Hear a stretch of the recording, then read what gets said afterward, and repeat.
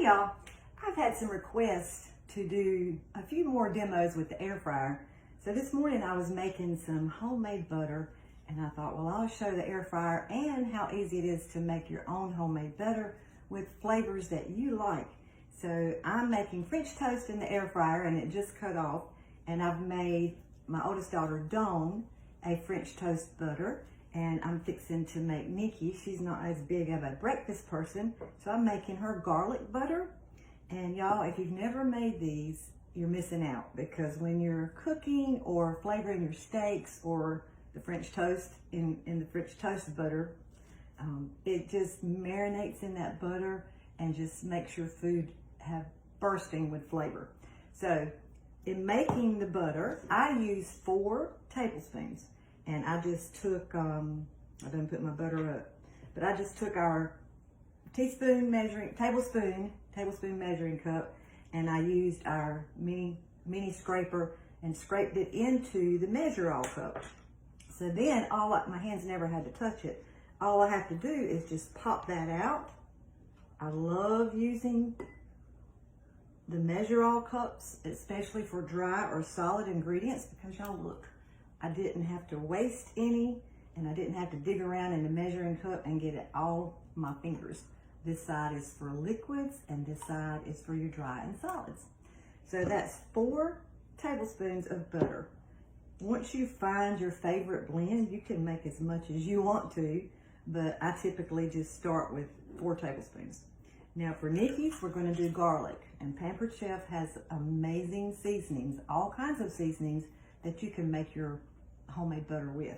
But Nikki is a garlic girl, so I'm going to put in a tablespoon of garlic.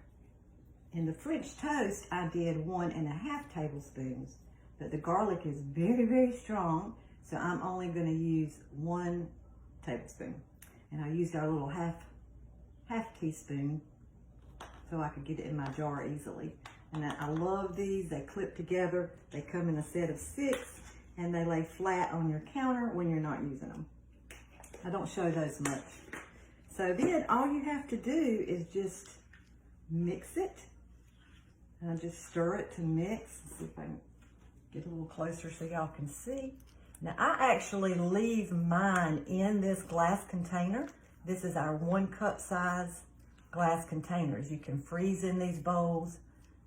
You can refrigerate in these bowls, you can microwave, and you can also cook in the oven with these. But I keep mine in the refrigerator all the time with my French toast seasoning, because that's one that I use a lot. I'm not a very, very big garlic person, but y'all can see, doesn't that look good? So if you're going to be using it very often, I would suggest getting you these little 1 cup glass prep bowls. They come with lids, and you can just put the lid on and keep it in your refrigerator. But I definitely recommend you guys trying to make your own butter. So I hope that's a tip that will help you. Now she can do buttered toast, or if they're grilling pork chops or steaks or something one night, she can just take this out and spread it on whatever she's cooking, and she will be good to go.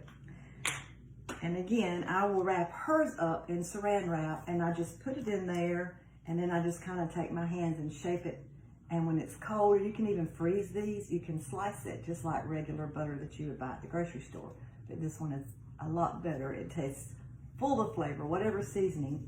And the French toast seasoning is what I used on my butter and Dawn's butter. So let me get the French toast sticks out of the air fryer real quick and show you them, and I'll tell you how easy they were to make.